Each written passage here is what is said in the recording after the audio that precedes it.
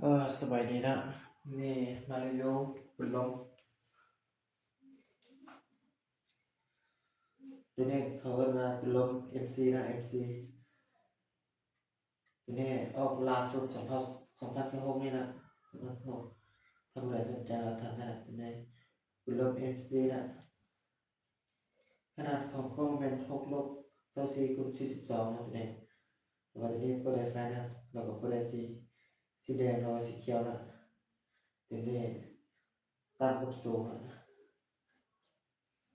ตัวนี้เบิ่งสั้นกว่าตัวนี้ปรับได้ยากกันยิ่งนะตัวนี้ ตัวนี้ดีไซน์บางปืนนะตัวนี้เป็นบางวาล์วสมันวาล์วปรับนอกนะวาล์วใหญ่ถังเป็นถัง10.45นะ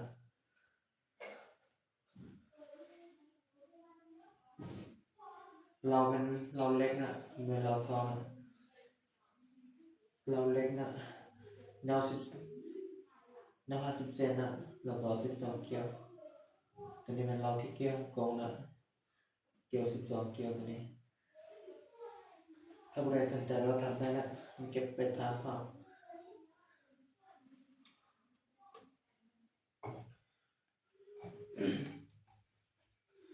ตัวนี้มันลบK2นะตัวนี้K2จะอยู่ในนวัดนี่นะ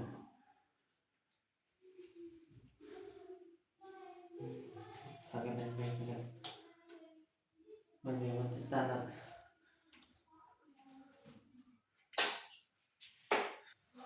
กล้องเป็นกล้องดิสคัฟเวอรี่คือกันนะขนาดของกล้องมัน6 ลบ 24x12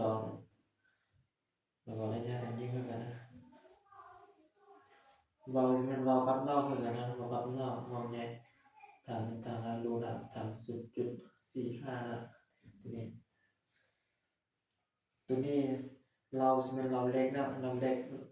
เราเอ็นแปดนะตัวนี้เป็นเป็ดแก้วนะตัวนี้หนาว50 เซนด้วยกันนะ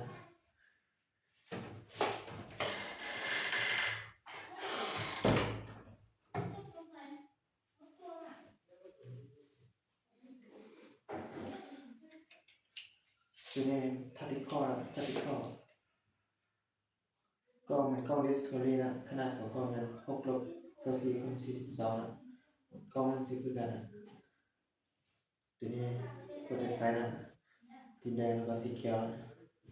เห็นอย่างนี้บางตัวนี้ใส่บางใส่ลูกปืนตัวนี้โอเคนะตัวนี้